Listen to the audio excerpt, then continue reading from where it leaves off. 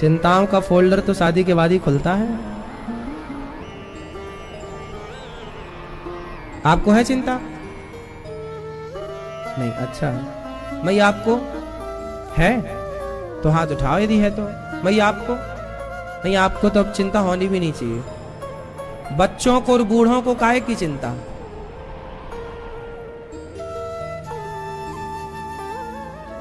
चिंता है आपको? है किस बात की? हाँ, इनको हाँ।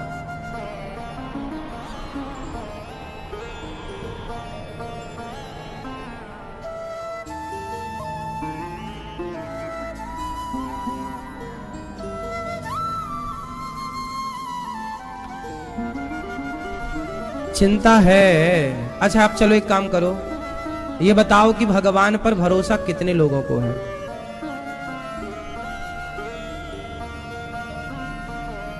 अब नीचे करो हाथ, अब मुंह फुलाओ, ठहाका लगाओ।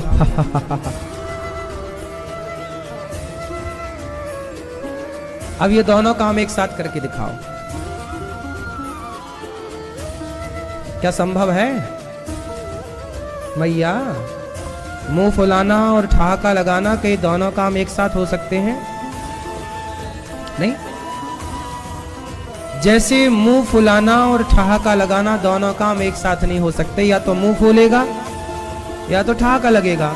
उसी तरह या तो आपने बताया कि हमें चिंता है और आपने बताया कि हमें भगवान पर भरोसा है। यदि भरोसा है तो फिर चिंता किस बात की है? और चिंता है तो फिर भरोसा कैसा है आपका? दोनों तो नहीं हो सकते मेरी माँ। अब आप ये कन्फर्म करके बताओ कि क्या चिंता है या भरोसा है? दोनों नहीं हो सकते। अब ही तो आपने दोनों में हाथ खड़े किए थे कुछ लोगों ने। या तो आपका भरोसा झूठा है या तो आपकी चिंता झूठी है। अब ये बताओ क्या झूठा है? बताओ। जब भरोसा भगवान का है, अच्छा ये बताओ, द्रौपदी ने जब भरोसे से पुकारा, हे प्रभु मेरी लाज बचाओ, तो जब पुकारा तो भगवान आए कि नहीं? महाभारत के युद्ध में भीष्म पितामह ने प्रतिज्ञा कर ली कि कल के युद्ध में मैं पांडवों को मार दूंगा। ये बात हवा की तरह फैल गई। जब ये बात माता द्रौपदी को पता लगी, दौड़ी दौड़ी कृष्ण के कक्ष में गई। श्याम सुंदर बांसुरी बजा रहे थे। द्रौपदी ने कहा, कन्हैया कुछ सुना क्या? कल के युद्ध में मेरे पतियों को मारने की पितामह ने प्रतिज्ञा कर ली है। द्रौपदी, कन्हैया बोले, द्रौपदी मैं क्या कर सकता हूं, मैं तो युद्ध लड़ ही नहीं रहा। कन्हैया आप क्या नहीं कर सकते प्रभु? आप मेरे पतियों की रक्षा करो। अच्छा चलो अर्जुन से कोई बात करते हैं। चलो अर्जुन के पास गए तो अर्जुन सो रहे थे। भगवान ने जगाया, अर्जुन अर्जुन अर्जुन उठो, सुबह की कोई प्लानिंग करनी है, कल के युद्ध में तुम मारे जाओगे, पितामह ने प्रतिज्ञा ली है। अर्जुन बोले, प्रभु आओ आप भी सो जाओ, रात बहुत है, नींद आ रही, आप सो जाओ। कन्हैया बोले, कल के युद्ध में तुम मर जाओगे, पितामह ने प्रतिज्ञा ली, उनकी प्रतिज्ञा कभी झूठी नहीं होती। तुम्हें कल की फिक्र नहीं है, चिंता नहीं है? अर्जुन ने मुस्कुराते हुए बोला, कन्हैया जिनकी चिंता करने के लिए आप जाग रहे हो, उस अर्जुन को चिंता करने की क्या जरूरत है? अर्जुन तो आपके भरोसे निश्चिंत है, मरूंगा तो मर जाऊंगा, आप चाहो तो मरवा दो, आप चाहो तो जिता दो, चाहो तो डुबा दो, चाहो तो पार लगा दो। ये क्या है? ये अर्जुन का क्या था? जोर से, ये अर्जुन का क्या था? ये विश्वास, ये भरोसा। क्या इस तरह से भरोसा आपका है? और यदि है तो फिर चिंता किस बात की? अर्जुन को तो चिंता नहीं थी क्योंकि भरोसा था। आपको भरोसा भी है और चिंता भी है, ये समझ में नहीं आई मेरी, इसलिए क्लियर कर लो। द्वंद नहीं होना चाहिए। दो नाव में पांव रखोगे ना तो निश्चित डूबोगे। या तो भरोसे की नाव में आ जाओ या तो पूरी चिंता, फिर ये मत कहो कि भरोसा है, फिर चिंता ही है यही कहो कि भैया चिंता, भरोसा होता तो चिंता ही नहीं होती। तो आप लोग दो नाव में पांव रखे हैं। अभी आपने क्या बोला, चिंता भी है भरोसा भी है, दो नाव हो गई और ये दो नाव का डुबाएंगे, इसलिए लोग डूबते हैं। इसलिए अब आपको एक नाव से पांव उठाना है, बताओ किससे उठाओगे? बताओ। अब आपके सामने दो नौका है और आपके दोनों पांव एक एक नाव में है, एक चिंता की नाव है, एक विश्वास की नाव है। अब आपको एक पांव उठाना है, कौन सा उठाओगे? भरोसे वाला? कौन सा पांव उठाओगी, चिंता वाला कि भरोसे वाला? ये मैया को समझ ही नहीं आ रहा, ये कह रही भरोसे वाला उठा लेंगी।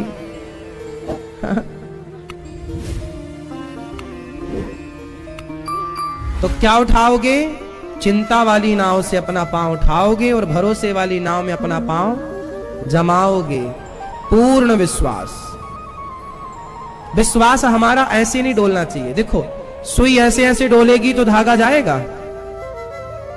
यदि सुई हिलती रहे तो क्या धागा घुसेगा? सुई स्थिर होगी तब ना धागा उसमें जाएगा। बस भरोसा होगा तब ना भगवान आपके चित्त में बैठेंगे, हृदय में बैठेंगे। भरोसा स्थिर तो हो पहले, अभी तो भरोसा ही स्थिर नहीं, वो ही ऐसे ऐसे डगमग डगमग डोल रहा है, भरोसा स्थित है ही नहीं। इसलिए मेरी मां, भैया चिंता है कि भरोसा है? भरोसा रखोगे ना, चिंता नहीं। चिंता करने से क्या होता है जरा मुझे बताओ? कोई समाधान मिलता है चिंता से? आपका सोचा क्या होता है ये बताओ, आप बताओ। आपका सोचा कुछ होता है? किसका सोचा होता है? जब आपका सोचा कुछ होना ही नहीं है तो सोचो क्यों? आप तो केवल भगवान के आश्रित होकर जो कर्म है करते चलो। मैं भागवत सुना रहा हूं, बस मुझे भागवत सुनाने का कितना फायदा होगा, इस फायदे पर मैं विचार ना करके केवल अपना काम ईमानदारी से करता रहूं। हम बाद की बातें अभी क्यों करें? जो होना हम कर्म करें, फल कौन देगा? मैं आपको भागवत सुनाता हूं, भागवत सुनाने का कोई यहां आकर मुझे 2 रुपए देता है, कोई आकर 100 रुपए देता है। मैं सेवा करता हूं, आप लोगों से बोलता हूं सहयोग करो। कभी सहयोग आप लोग करते हैं, कभी आप लोग सहयोग नहीं करते। हम किसके भरोसे हैं? क्योंकि करने कराने वाले भगवान हैं, कार्य उनका है, करना उन्हीं को है। हमें और आपको उन्होंने निमित्त बनाया है, इसलिए हम फिक्र क्यों करें? अब आपको चिंता है बेटी की, महाराज जी वो बड़ी हो गई है, 19 साल की है, शादी का विचार कर रहे हैं, शादी नहीं हुई। महाराज जी हमारी बेटी 22 साल की हो गई, महाराज जी हमारी बेटी 25 साल की हो गई। अरे भाई तुम लड़का ढूंढो, तुम्हारा कर्म है ढूंढना, अच्छी प्लानिंग करना, कब होगी कब नहीं होगी ईश्वर पर है, तुम तो ढूंढते रहो। अब तुम घर पे ही बैठे हो, महाराज जी लड़के वाले कोई आ जाते तो कर लेते। अरे भाई तुम भी तो जाओ, तुम भी तो ढूंढो, तुम अपना कर्म किए क्या? आजकल आदमी कर्म नहीं करता, फल पूरा चाहता। यदि आप कर्म करें अपना तो फल भगवान देंगे। राम झरोखा बैठ के सबका मुजरा लें और जाकी जैसी चाकरी ताको तैसो दें। चिंता वो लोग कर्म करते, चिंता वो लोग करते हैं जो कर्म नहीं करते। जो कर्म करते हैं वो भगवान पर भरोसा रखते हैं और वो चिंता नहीं करते। उन्हें पता है कि कर्म है, फल आने ही आना है, जाएगा कहां? बोलो हाँ। इसलिए आपका चाहा कुछ नहीं होगा, सोचा कुछ नहीं होगा, इसलिए सोच करके खून क्यों जलाना? इसलिए समझदार लोग, विवेकी लोग निश्चिंत रहते हैं और अज्ञानी लोग चिंता में रहते। जो चिंता में है समझ लेना अज्ञानी है। अज्ञान चिंता उसी को होती है जो अज्ञानी होता है। ये मैं आपको परिभाषाएं दे रहा हूं, बहुत गहरी बात। देखो मैया सो रही हो मेरी माँ, देखो मैया क्यों सो रही है, निश्चिंत है, कोई चिंता ही नहीं है।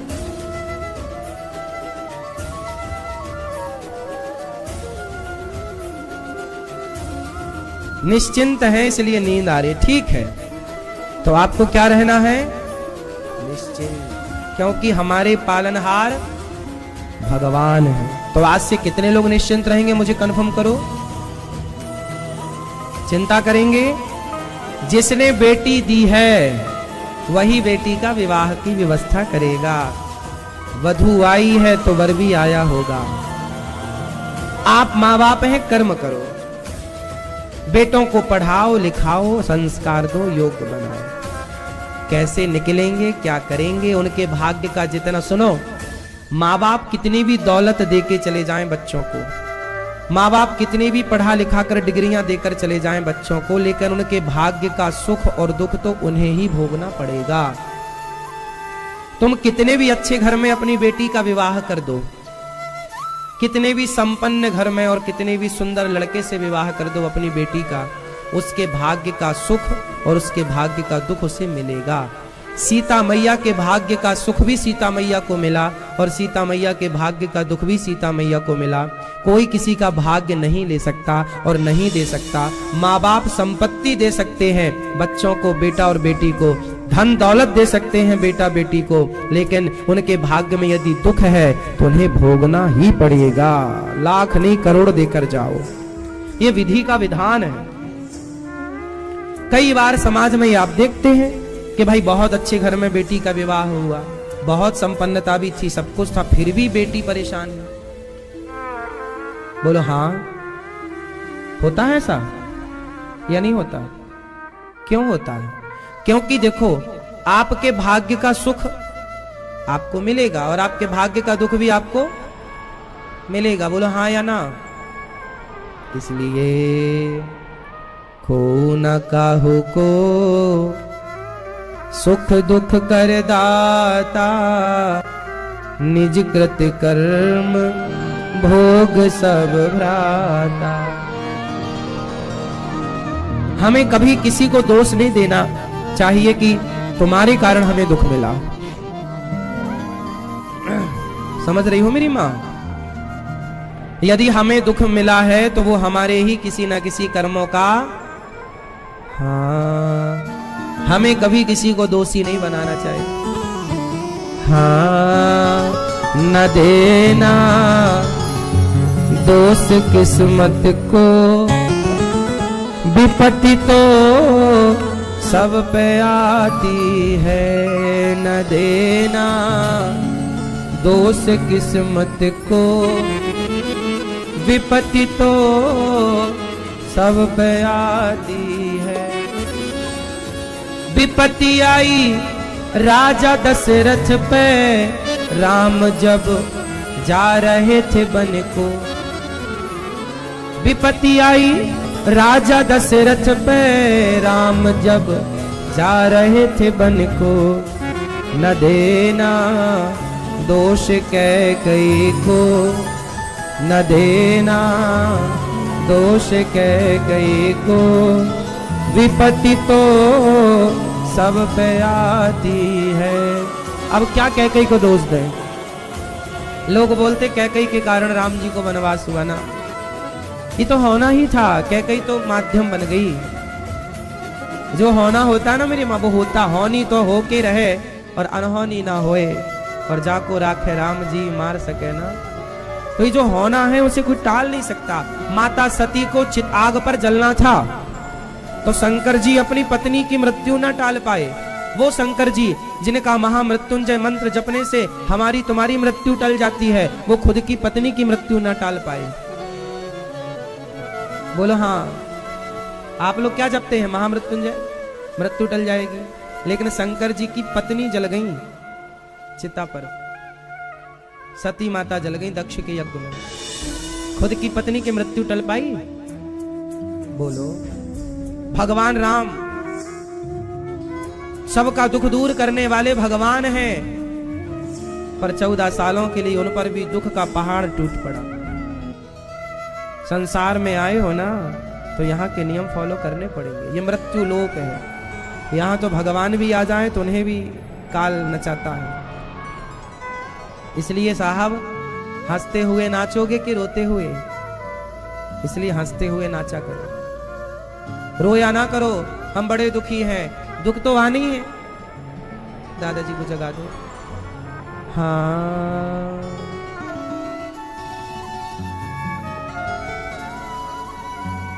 विपत्ति आई अंधा अंधी पे, लाल श्रवण सपाया है। विपत्ति आई अंधा अंधी पे, लाल श्रवण सपाया है।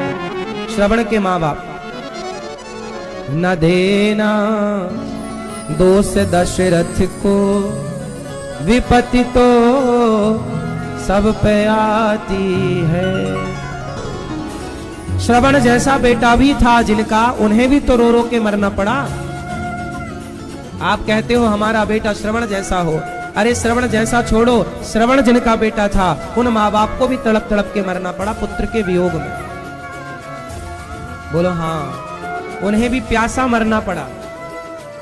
बोलो हाँ, भाग्य का दुख तो भोगना पड़ेगा, चाहे बेटा राम जैसा क्यों ना हो, चाहे बेटा श्रवण कुमार जैसा क्यों ना हो। राम जैसा बेटा पाया तो था, दशरथ जी ने तड़प तड़प के मरना पड़ा कि नहीं? बोलो हाँ या ना? मैया ओ मेरी माँ, दशरथ जी ने राम जैसा बेटा पाया, फिर भी रो रो के मरना पड़ा तड़प तड़प के पुत्र वियोग में।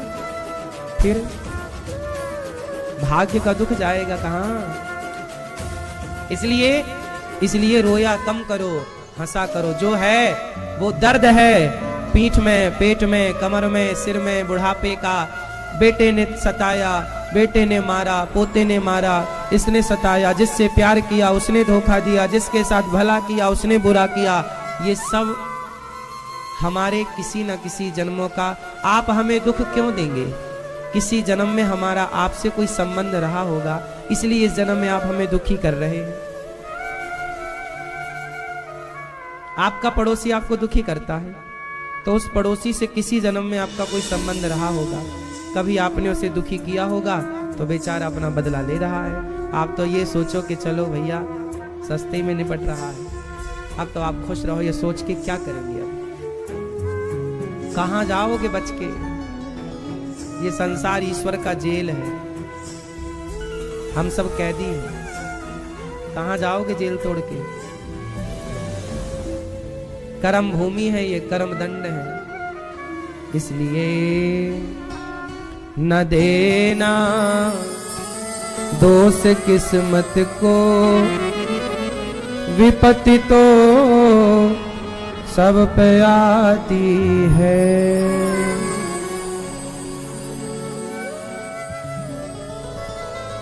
इसलिए हम आपसे कहते हैं कि चिंता नहीं चिंतन। भगवान ने गिरिराज जी को उठाकर स्थापित किया है और अब भगवान की लीला करने जा रहे हैं। वरुण देवता वरुण लोक गए, नंद बाबा को हर कर ले गए, भगवान लेकर आए और सारे ब्रजवासियों को बैकुंठ दिखाया। पर वृंदावन तो बैकुंठ से करोड़ों गुना श्रेष्ठ है। आज भगवान ने यमुना के तट पर खड़े होकर सुंदर सी बांसुरी बजाई।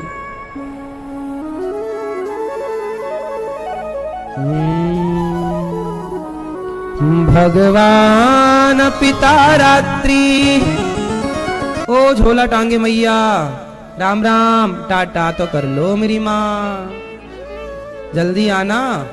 दो मैया ने एक झोला कथा सुन ली, झोला भर लिया। मैया बोली अब तो हमारा भर गया, हम चली।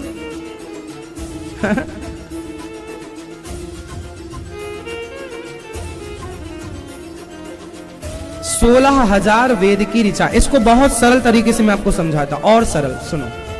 अच्छा बोलो सीताराम, बोलो राधे श्याम, बोलो श्रीमन नारायण, बोलो ओम नमः शिवाय, बोलो जय गणेश, बोलो जय माता दी, बोलो हरे कृष्ण। कितने हो गए? बोलो जय हनुमान। कितने हो गए?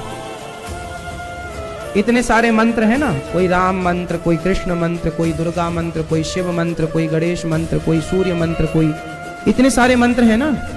अब आप लोग कई बार ये कंफ्यूजन में पड़ जाते हो कि हम ये मंत्र जपें कि वो मंत्र जपें, इस मंत्र से भगवान मिलेंगे कि उस मंत्र से मिलेंगे। कोई जप रहा है ओम नमः शिवाय, कोई जप रहा है ओम नमो भगवते वासुदेवाय, कोई जप रहा है हरे कृष्ण, कोई जप रहा है श्री राम जय जय, कोई जप रहा है राधे राधे राधे राधे, कोई जप रहा है कृष्ण कृष्ण कृष्ण, कोई जप रहा है राम राम, कोई जप रहा है सीताराम सीताराम। अब आप ये कंफ्यूजन में हैं कि क्या सही है, क्या पकड़ें। ये कंफ्यूजन होती है कई बार, बोलो हाँ या ना। अब यही कंफ्यूजन दूर करने के लिए भगवान ने 16,108 विवाहों का कॉन्सेप्ट रखा। क्या मतलब है?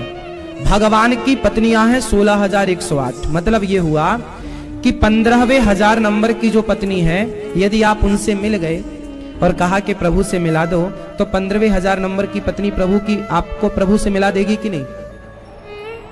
बोलो हाँ।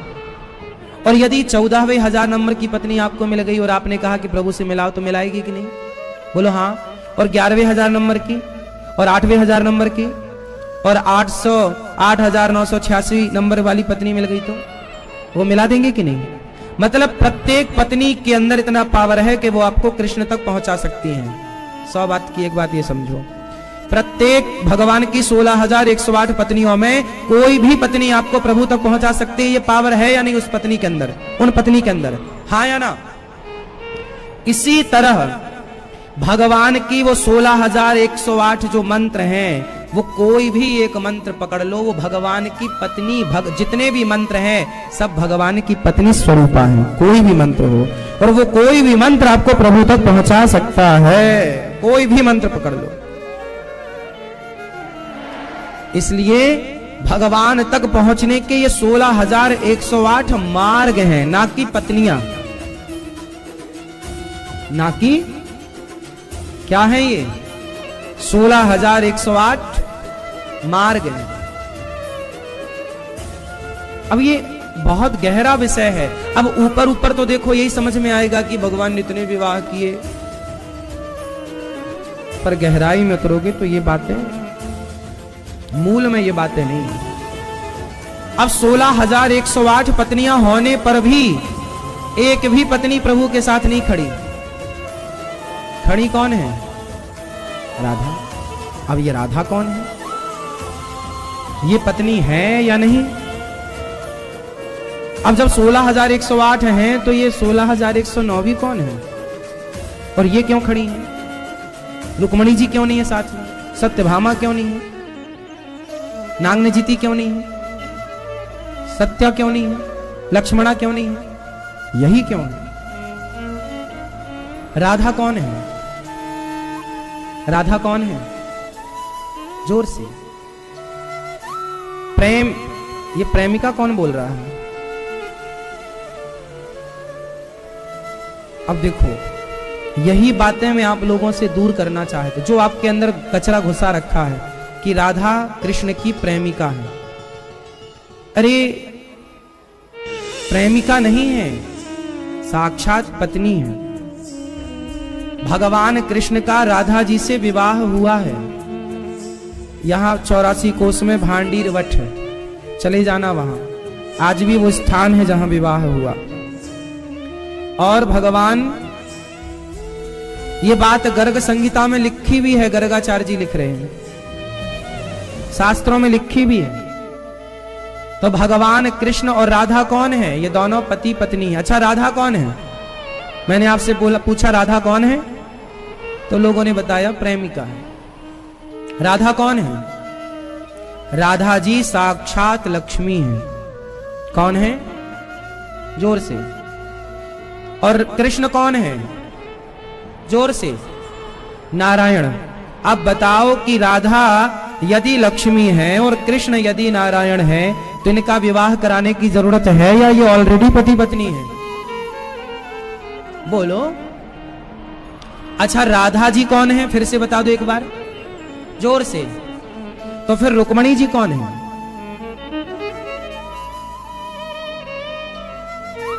क्लियर करो। रुक्मणी जी कौन है? रुक्मणी जी भी लक्ष्मी है। अभी मैं क्लियर करूंगा। सत्यभामा कौन है?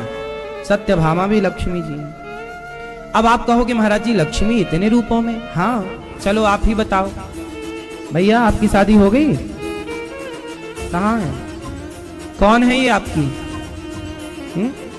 पत्नी? पत्नी को क्या मानते हैं आप?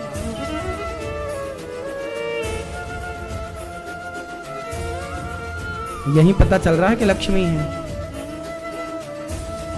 नहीं तो आप तो कंफ्यूज हो गए क्या क्या कहें। पत्नी को क्या मानना चाहिए? क्या है पत्नी? जोर से। घर में दुल्हन आती है तो लोग क्या बोलते हैं? हमारे यहां लक्ष्मी आ गई। अच्छा आपकी बेटी है? चलो माँ है? माँ कौन है? माँ कौन है? माँ ये स्टूडेंट हमारे कमजोर पढ़ रहे हैं।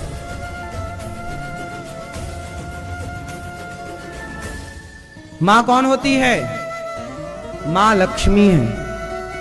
पत्नी कौन है? लक्ष्मी है। बेटी कौन है?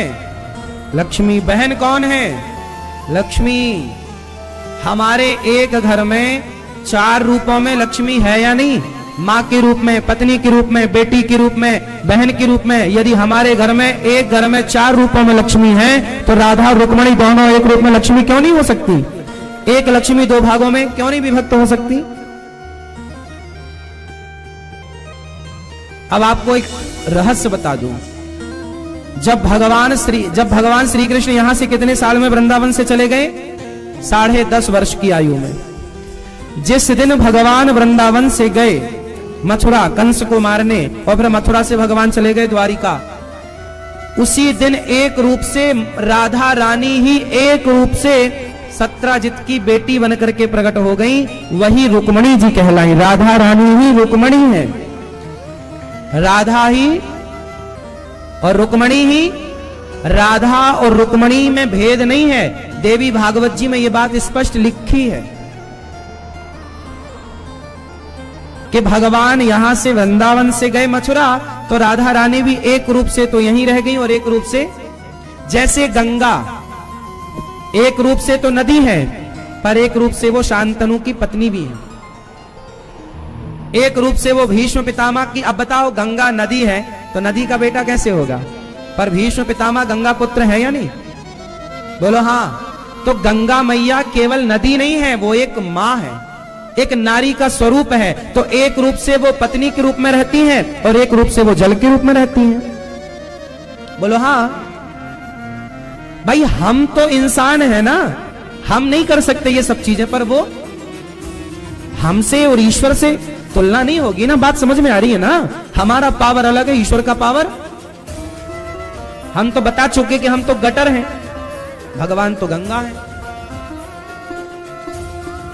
तो एक रूप से राधा रानी ही रुक्मणी जी के रूप में प्रकट हो गई और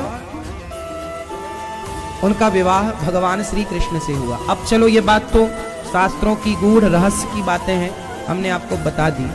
फिर भी अभी एक चीज और बतानी शेष है। राधा कौन है? ये तो हो गई कथाओं की बातें जो लिखी हैं।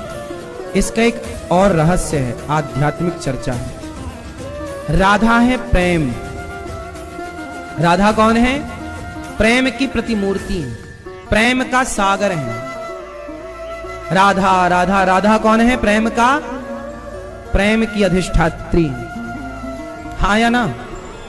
इस धरती में प्रेम, इस धरती में जैसे पानी कहीं भी हो, चाहे आपके घर में बोतल में भरा हो, अमेरिका, लंदन, जापान, पेरिस, पानी कहीं का भी हो, पर वो पानी मूल में है एक ही जगह का। बताओ कहां का? चाहे पानी जमीन से निकलने वाला हो या बरसने वाला, या आपके नदी का हो, तालाब का हो, झरने का हो, पर वो मूल में पानी एक ही स्थान का है। बताओ कहां का? कहां का? कहां का? समुद्र। पानी कहीं भी हो पर पानी है कहां का? वो समुद्र का। क्योंकि समुद्र से वाष्पीकरण होकर बारिश कहीं भी हो रही हो, पर वो पानी है समुद्र का। हाँ या ना? जैसे पानी कहीं का भी हो पर वो है मूल में समुद्र का, उसी तरह प्रेम चाहे कुत्ते के अंदर हो, चींटी के अंदर हो, हाथी के अंदर हो, इंसान के अंदर हो, जो तुम्हारे भीतर 5% 10% माँ के लिए, पिता के लिए, पत्नी के लिए, पुत्र के लिए जो प्रेम है, वो प्रेम का सागर राधा रानी है, वहीं से सप्लाई है प्रेम की। यदि किसी के अंदर प्रेम है तो वो प्रेम आया कहां से? राधा रानी से। प्रेम की प्रतिमूर्ति श्री राधा रानी, इसलिए प्रेम का आधार कहते हैं राधा को। आप राधा मत बोलो, आप बोलो आधार। बोलो आधार, आधार, आधार, आधार, आधार, आधार, आधार, आधार, आधार, आधार, आधार, आधार। क्या निकला? आधार बोला तो राधा आया, क्योंकि राधा ही प्रेम का आधार है, क्योंकि राधा ही प्रेम का आधार है। आधार मीन्स नींव।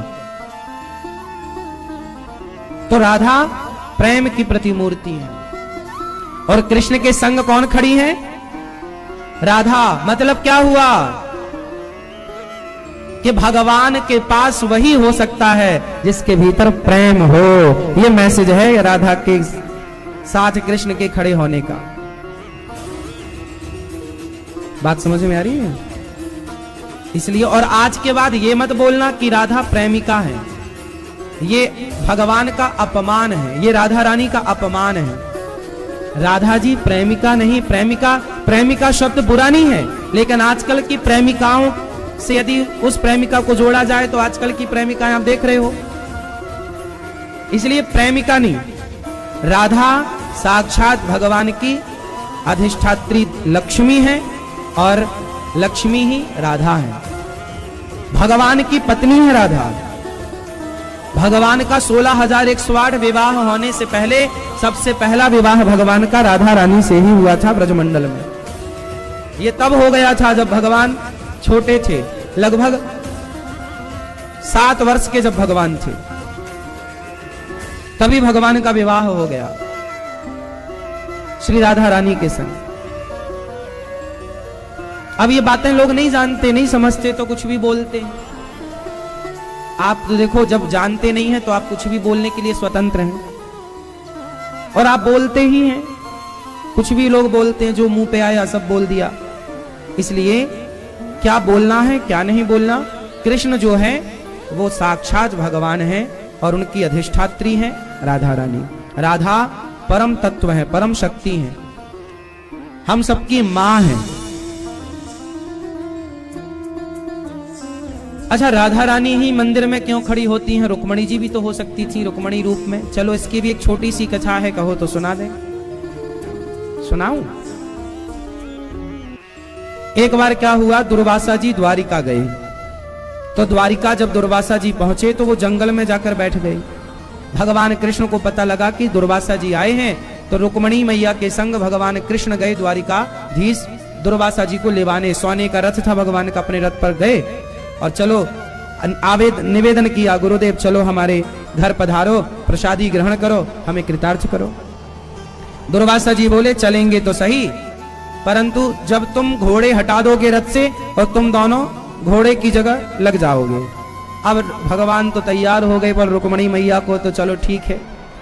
अब रुक्मणी मैया घोड़े की जगह लग गई और भगवान कृष्ण दोनों पति पत्नी, बाबा जी बैठे रथ पर और कृष्ण और रुक्मणी अम्बा चला रही हैं रथ। अब भगवान तो जैसे तैसे चले, पर रुक्मणी मैया को लगी प्यास। नाजुक शरीर, स्त्री शरीर कोमल, और रुक्मणी मैया और कोमल, साक्षात लक्ष्मी है, राधा है। उन्होंने भगवान को इशारे से कहा, प्रभु बड़ी प्यास लगी है, कुछ पानी वानी मिला। तो भगवान ने वहीं पांव का प्रहार किया, चरण, तो वहां से जल निकला। उस जगह का नाम है चरण गंगा। वहां पर पानी जैसी धारा आई तो रुक्मणी मैया ने इतनी प्यासी थी कि उन्होंने जल्दी जाकर ठंडा ठंडा पानी पीकर प्यास बुझाई। और जब पानी पिया तब याद आई प्रभु। तब रुक्मणी जी ने कहा, प्रभु आप भी पी लो। भगवान भी पिए, और जब भगवान पिए और रुक्मणी जी पी तो बाबा जी वहां से देख, वाह चेला, गुरु जी को पूछा ही नहीं, खुद पी गए। रुक्मणी जी को श्राप दे दिया। और दुर्वासा जी बड़े श्रापी आदमी, बात में श्राप दे दिया, जाओ तुम्हारा कुछ वर्षों का वियोग हो जाए। अब मैं कुछ शब्द इसलिए लगा रहा हूं क्योंकि 5 या 7 वर्ष का वहां पर वियोग हुआ था भगवान श्री कृष्ण से रुक्मिणी जी का। तो मैं कुछ शब्द इसलिए प्रयोग कर रहा हूं क्योंकि मुझे कंफर्म 5 और 7 में थोड़ा क्लियर नहीं है, बाकी वर्ष 5 और 7 ही है। आप मान लो 7, जाओ मैं तुम्हें 7 वर्ष का कृष्ण का वियोग देता हूं। रुक्मिणी मैया बेचारी दुखी हो गई कि प्रभु से हमारा वियोग हुआ। वहां दुर्वासा जी ने कहा कि रुक्मिणी, तुम्हें जरा सी प्यास लग गई तो तुम थोड़ी देर की प्यास में ही कृष्ण को भूल गई, और राधा ने 100 वर्षों तक कृष्ण के प्रेम में अपने को भुला दिया, खाना पीना सब भूल गई पर कृष्ण को नहीं भुलाया। इसलिए तुम्हारे प्रेम से राधा का प्रेम श्रेष्ठ है। जब दुर्वासा जी ने तराजू में रखा रुक्मिणी जी का प्रेम और राधा जी का प्रेम रखा, तो राधा का प्रेम रुक्मिणी अम्बा के प्रेम पर भारी पड़ गया। हाँ या ना? इसलिए रुक्मिणी माँ उस जगह पर जहां चरण गंगा निकली, आज भी द्वारिका आप जाएंगे तो वहां पर एक रुक्मिणी जी का 7 वर्ष का जो वियोग हुआ वहां का अलग स्थान है, और आज भी वहां पर जल दान करने की परंपरा है। द्वारिका जाएंगे तो 5-7 किलोमीटर दूर ये स्थान है। हम गए थे, हमने दर्शन किया है।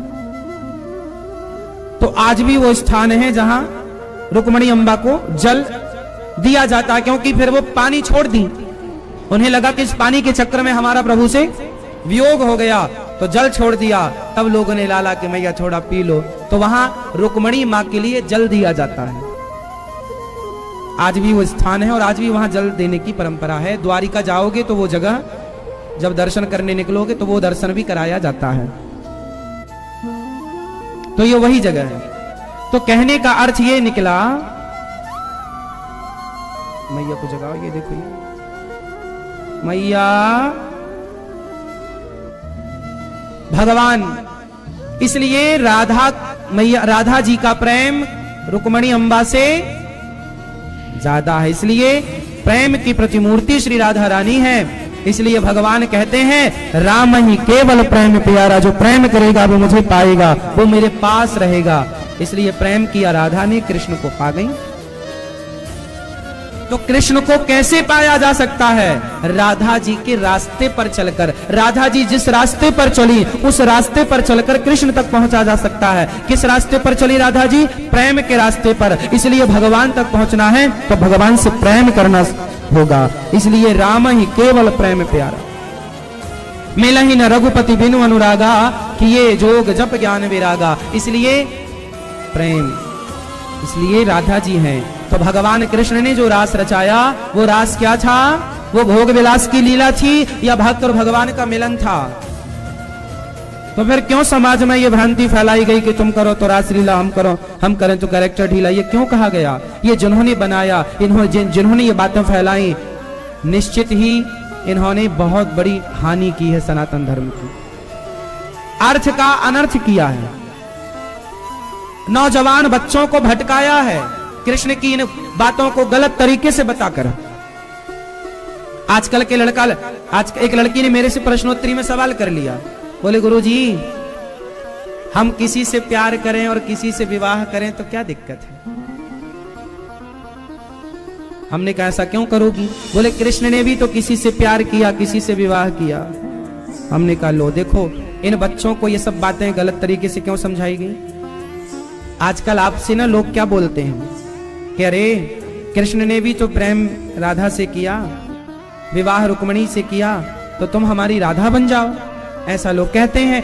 वो लोग ये बातें केवल इसलिए कहते हैं क्योंकि वो आपके शरीर का शोषण करना चाहते हैं। इन बातों के माध्यम से, इन बातों को आधार बनाकर, इन बातों के पीछे छिपकर, और वो आपको आपका शोषण करना चाहते हैं। ये बातें गलत हैं। राधा प्रेमिका नहीं, राधा पत्नी है भगवान श्री कृष्ण की, ये लिखा हुआ है। अब आपको जानकारी नहीं है, उसका हम क्या करें? तुम खुद अपनी जानकारी नहीं बढ़ाते तो हम क्या करें? तुम अपने धर्म के बारे में जानती नहीं हो और ना जानना चाहते हो। तुम बच्चों को पोयम याद करा रहे हो, भगवत गीता नहीं याद करा रहे हो। तुमने बच्चे पैदा करते ही मोबाइल पकड़ा दिए हाथ में। तुमने बच्चे पैदा करते ही ये नहीं बताया कि बेटा सुनीति जैसी माँ अपने बेटे ध्रुव से कहती है जाओ तप करो, भगवान की भक्ति करो। तुमने भक्ति के संस्कार तो दिए नहीं, श्रेष्ठ व्यक्ति का व्यक्तित्व बनाने के संस्कार तो दिया नहीं। मोबाइल पकड़ा दिया, मोबाइल पे यूट्यूब खोल के और दे दिया, वीडियो देख रहा है वो। क्या सीखेगा तुम्हारा बच्चा? क्या अपेक्षाएं हैं इन बच्चों से? क्या तुमने अपने बच्चों को बताया रास का मतलब क्या है? क्या तुमने अपनी बेटी को समझाया कि बेटा राधा प्रेमिका नहीं पत्नी है, और तुम किसी की प्रेमिका यूं ही ना बन जाना। के अंदर एक स्त्री होती है, स्त्रियों के अंदर भी और पुरुषों के अंदर भी, और उस स्त्री का नाम क्या है? बुद्धि। मैया, ओ पंचायती मैया, हो गई? बताओ आपके अंदर स्त्री कौन है? मन। ये तब हम बोल रहे तो पंचायत कर रही थी, और अब बोल रही है मन। और मन पुरुष है, और ये बता रही हो कर लो पंचायत। पंचायत करोगी तो ऐसे ही मिस हो जाएगा, छूट जाएगा सब। सुनो, हम सब के अंदर एक स्त्री है, उसका नाम क्या है? बुद्धि। फिर से बोलो, बुद्धि। बुद्धि आपके पास है कि नहीं है? और बुद्धि पुल्लिंग है या स्त्रीलिंग है? स्त्री है, बोलो हाँ। बुद्धि, हाँ या ना? धी बोलते हैं, जैसे गायत्री मंत्र में भी है धियो यो नः, तो धी जो है वो धी मतलब वहां बुद्धि है। धी मतलब बुद्धि। तो हम सब के अंदर क्या है? बुद्धि। और बुद्धि है स्त्री, और स्त्री है तो उसे कोई पुरुष चाहिए। तो बताओ आपके अंदर जो स्त्री है बुद्धि, और वो आपकी बेटी है, मान लो कि वो आपकी, भाई हमारे भीतर है तो बेटी ही होगी, तो आपकी बुद्धि आपकी कौन हो गई? बेटी। तो आप लोगों ने अपनी बेटी के लिए सुंदर वर ढूंढा कि नहीं? मुझे लगता है कि आपकी बुद्धि के लिए सुयोग्य वर कौन हो सकता है? बोले कृष्ण कन्हैया से अच्छा वर कौन होगा? आप अपनी बुद्धि का विवाह कृष्ण से क्यों नहीं कर देते, ताकि आपकी बुद्धि सदा प्रभु के चरणों में, सदा उनके चरणों में लगी रहे। क्योंकि पत्नी पति के चरणों में रहती है तो आपकी बुद्धि भी प्रभु के चरणों में लगी रहेगी। तो बताओ फिर है आपके अंदर बुद्धि या नहीं? अभी तो आप कह रही थी नहीं है, हमारे अंदर कोई स्त्री नहीं है। तो हम सब के अंदर बुद्धि रूपी स्त्री है, इसलिए भगवान हम सबके प्राणों के पति है। इसलिए गोपियों के पति भी भगवान है और हम सबके पति भी भगवान है। वो रास एक मिलन है, ना कि कोई भोग विलास की लीला। हाँ या ना? समझ में आया कि और समझाएं? चलो फिर आगे चलते हैं। गोपियां आई, सारी गोपियां भगवान ने बुलाया, काम धाम छोड़ करके आई। दुहंतो भययो काश्चित् दोहम हित्वा समुत्सुका। सारी गोपियां आई, भगवान ने गोपियों से कहा। अच्छा, गोपियां अपना सारा काम धाम छोड़, कोई आंखों में काजल लगा रही थी छोड़ के आई, बच्चे को दूध पिला रही थी छोड़ के आई, लीप रही थी आंगन छोड़कर, सब छोड़कर आई काम धाम, और कृष्ण के सामने आ गई और प्रभु से कहने लगी, प्रभु हम आ गई, हमें स्वीकार कर लो। भगवान ने कहा, स्वागतम वो महाभागः प्रियम किम करवाणि वः ब्रजस्यानामयं कच्चित् भूतागमन कारणम्। आओ, आपका बहुत बहुत स्वागत है, आओ, क्या करूं कि तुम्हें सुख मिले? भगवान ने कहा, देखो देवियों, तुम अपना परिवार छोड़कर आई हो, जाओ अपने अपने घर पति की सेवा करो। पति कैसा हो, पति की सेवा करना चाहिए, पति कैसा भी हो। भगवान, ये बात हम नहीं कह रहे, भगवान कह रहे हैं पति कैसा भी हो, अंधा लंगड़ा बहरा काना खोरा कैसा भी हो, पर पति कौन? अच्छा, पत्नियां कौन होती हैं? पति लोग बताएंगे। पत्नी के लिए पति भगवान है, तो पति बताएं कि पत्नियां कौन हैं आपके लिए। भैया, आपकी पत्नी कहां है? चश्मा वाली भैया, यही है कि घर में है? यही है? नहीं, ये आप तो बताओ, आप अपनी पत्नी को क्या मानते हो? आप बताओ, चलो भैया आप ही बताओ। लक्ष्मी, यदि पत्नी अपने पति को भगवान मानती है तो पतियों को क्या मानना चाहिए? अपनी पत्नियों को जोर से। दादाजी तुम वहां देख रहे हो, जब बोलने की बारी आई आपसे बोल रहे हैं। हाँ, आप क्या मानते हो अपनी पत्नी को? बताओ। कुछ नहीं मानते? लक्ष्मी। आप क्या मानते हो? लक्ष्मी नहीं, आज से मैं एक दूसरा बता दूं और फायदे में रहोगे। बताएं? सुनो, यदि पत्नियां अपने पति को परमेश्वर मानती हैं तो आप भी अपनी पत्नी को परमेश्वरी मानो। कैसे? उदाहरण, भगवान नारायण का एक अवतार हुआ है स्त्री का। क्या अवतार हुआ है? स्त्री कौन सी है वो? मोहिनी। क्या नाम है उनका? मोहिनी भगवान। देवताओं को अमृत बांटने के लिए यह अवतार हुआ था। तो स्त्रियों, भगवान नारायण ने एक अवतार लिया किसका? जोर से, मोहिनी। स्त्रियां अपने पति को क्या माने? भगवान। भगवान नारायण का एक अवतार हुआ राम और एक अवतार हुआ कृष्ण। यदि तुम्हारा पति शांत है तो समझ लो कि मेरे राम है, और यदि तुम्हारा पति थोड़ा चंचल है समझ लो मेरे कृष्ण कन्हैया है। तो आप अपने पति को परमेश्वर के रूप में जानो, और पुरुष लोग भी माने कि मेरे भगवान ही मेरी पत्नी बनकर के, मोहिनी बनकर के भगवान ही प्रकट हो गए हैं। तो आप भी अपनी पत्नी में भगवत बुद्धि रखो कि ये मोहिनी भगवान है। आपकी पत्नी आपको मोहित करती है कि नहीं? बोलो हाँ। पहले करती थी, अभी भी करती है कि नहीं? इसलिए पत्नियां कौन होती हैं? मोहिनी, साक्षात भगवान नारायण का अवतार। तो स्त्रियां भी प्रभु का ही अवतार हैं और पुरुष लोग भी प्रभु का ही। इसलिए पत्नी पति को परमेश्वर माने, पुरुष भी उसे प्रभु ही माने। तो आप दोनों एक दूसरे का आदर करो, सम्मान करो, प्रेम से अपनी गृहस्थी में चलो, आनंद से रहो। अब सुनो, पति कैसा भी हो बिन परमेश्वर, सोना मंदिर बिंदिया बिना लाल सोना, पति बिना। देखो, रिश्तों का बहुत बड़ा महत्व है, इसलिए हम चाहते हैं कि आप बड़े प्रेम से रहें। अच्छा ये बताओ, आपकी पत्नी जब जाने लगेगी छुट्टी भगवान के घर, तो आप अपनी पत्नी से क्या कहोगे आखिरी बार?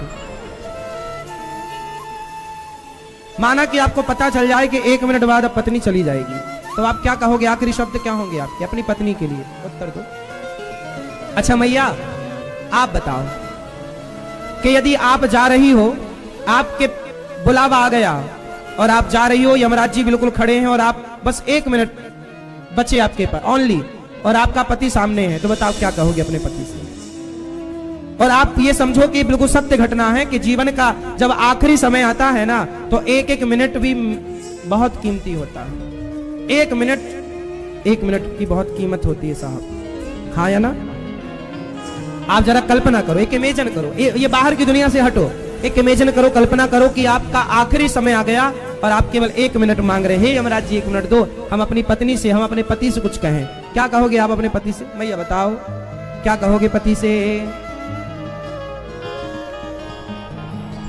भक्तों का बदलाव करके कुछ नए शब्द ये दास ने ही इसमें जोड़े हैं। तो ये जो भजन आपने सुना, ये दास अनिरुद्ध ने ही लिखा है, इसे हिंदी में था तो ये राजस्थानी में, पर राजस्थानी में कुछ और भाव थे, हिंदी में हमने कुछ और भाव इसमें आपके लिए प्रस्तुत किए हैं जो सांसारिक जीवन से बिल्कुल जुड़ा हुआ है। इसलिए आपसे ये भजन केवल ये कहता है कि आप रिश्तों की कदर कीजिए, प्रत्येक संबंध की कदर कीजिए, रिश्तों को मजाक ना बनाइए, सीरियस लीजिए और प्रेम से हंसते मुस्कुराते अपनी जिंदगी को आगे बढ़ाइए। पति पत्नी में हंसना मजाक होना स्वाभाविक है, थोड़ा हंसना मुस्कुराना चाहिए, थोड़ा हंसी मजाक भी चाहिए, करना चाहिए। पति पत्नी में का ये अधिकार है कि तुम एक दूसरे से हंसी मजाक करो, करना चाहिए। पर कई बार कुछ ऐसी बातें ना हो कि उन बातों को लेकर आप सालों तक बैठे रहें और रिश्तों को बिगाड़ दें। रिश्तों को चलाने के लिए सबसे आवश्यक चीज क्या है? मैं 4 ऑप्शन रखता हूं। अब मैं एक सवाल पूछूंगा आपसे, जो सवाल 20 करोड़ रुपए का है। यदि आपने सही उत्तर दिया तो 20 करोड़ का ज्ञान आपकी खोपड़ी में ट्रांसफर होगा। 20 करोड़ का ज्ञान। मैया एक प्रश्न है आपसे, उत्तर दीजिएगा। प्रश्न है ये 20 करोड़ का प्रश्न है कि रिश्तों को चलाने के लिए क्या चाहिए? पहला पैसा, दूसरा ऑप्शन प्रेम, तीसरा समझदारी और चौथा सहनशीलता। रिश्तों को चलाने के लिए, चाहे वो रिश्ता भाई भाई का हो, पति पत्नी का हो, माँ बेटे का हो या पिता पुत्र का हो, रिश्ता कोई भी हो, किसी भी रिश्ते को बखूबी निभाने के लिए क्या चाहिए? उत्तर क्या है? आपका उत्तर क्या है? क्या होना चाहिए आपका? समझदारी। ये कह रही है समझदारी। आपका?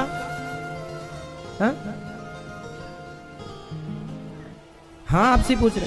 समझदारी, समझदारी होनी चाहिए जो कि आप लोगों में है। पीछे मैया, क्या होना चाहिए? हाँ प्रेम, प्रेम। आप बताओ चश्मा वाले भैया। प्रेम। पीछे वाले तरफ वाले सब बताओ क्या होना चाहिए रिश्तों में? प्रेम हो, समझदारी हो, सहनशीलता हो या पैसा हो? 20 करोड़ का सवाल है। गलत उत्तर आपको 20 करोड़ का नुकसान करा सकता है। गलत जवाब आपका। जल्दी बताओ मेरी बहन, क्या होना चाहिए रिश्तों में? प्रेम, प्रेम, प्रेम होना चाहिए। तो जो लड़का लड़की प्रेम करके लव मैरिज, कोर्ट मैरिज करते उनका तलाक क्यों हो जाता है? यदि प्रेम से रिश्ते चल जाते तो आजकल के लड़का लड़की तो प्रेम करके ही शादी कर रहे हैं, फिर भी तो उनकी चल नहीं रही है। हाँ या ना? बोलो हाँ। तो तुम्हारा जवाब तो गलत है। प्रेम तो हो जाएगा। आपकी दादा दादी ने पहले प्यार किया कि पहले विवाह किया? उत्तर दो। पहले क्या हुआ था? पहले विवाह हुआ था, जिससे हो गया उसी से प्रेम होता था। आजकल तो पहले आदमी 17 से प्रेम कर लेता, फिर किसी एक से विवाह, तो चलते ही नहीं। आप लोगों ने क्या बोला? समझदारी। समझदारी बेटा उम्र के साथ आती है। जैसे जैसे आपकी एज बढ़ती चली जाएगी वैसे वैसे समझदारी बढ़ती चली जाएगी। आप 20 साल की लड़की से कहो कि वो आपकी तरह समझदार हो जाए तो नहीं हो सकती। वो कितनी भी डिग्रियां पाए, एक लड़की जब मां बनती है ना, जैसे आपके बच्चा है और आपकी जो फ्रेंड है जिसका भी विवाह नहीं हुआ, उसकी समझदारी और आपकी समझदारी में जमीन आसमान का अंतर है। उसके पास भले आपसे ज्यादा डिग्रियां हो, लेकिन जीवन का अनुभव आपके पास ज्यादा है। और वो समझदारी समय के साथ आएगी। जब उसका भी विवाह हो जाएगा, वो भी मां बन जाएगी, तो उसको भी समझदारी आ जाएगी। बोलो हाँ या ना? तो समझदारी समय के साथ आती है, ये आएगी। पैसा आएगा, प्रेम हो जाएगा। रिश्तों को निभाने चलाने के लिए, बनाए रखने के लिए चाहिए सहनशीलता। ये सही जवाब। रिश्तों में क्या चाहिए? यदि पति कुछ कह दे तो पत्नी सह ले।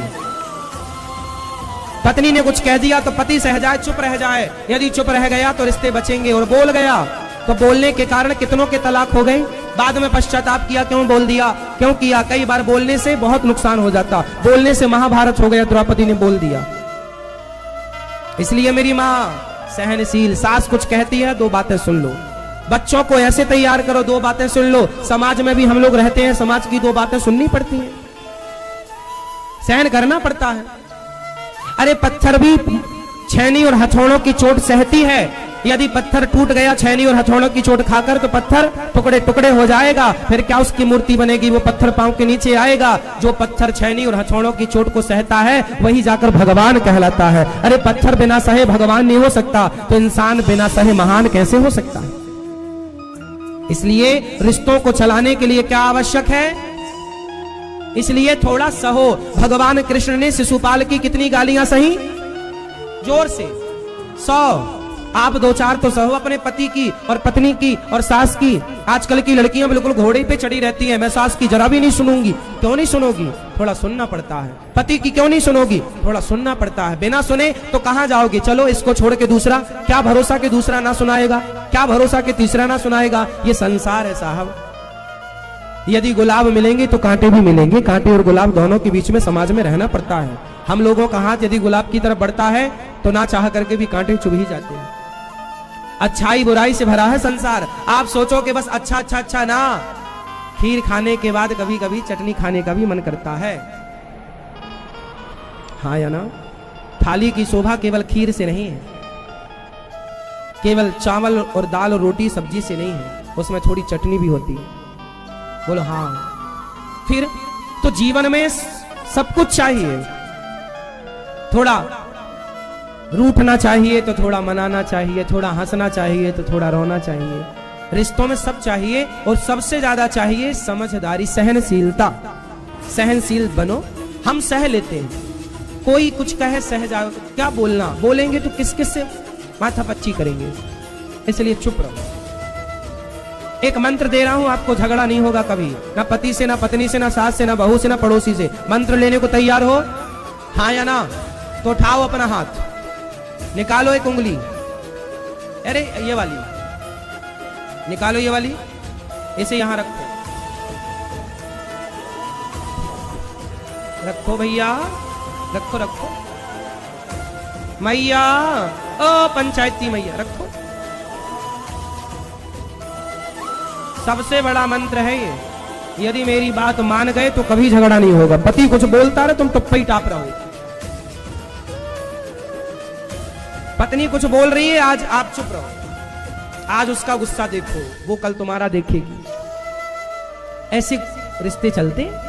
अब वो भी गुस्सा करे आप भी गुस्सा करें, ऐसा नहीं होता ना साहब कि वो भी वहां से भी गुस्सा करे भाव भाव, यहां से भी आप करो भाव भाव, ऐसा नहीं चलता।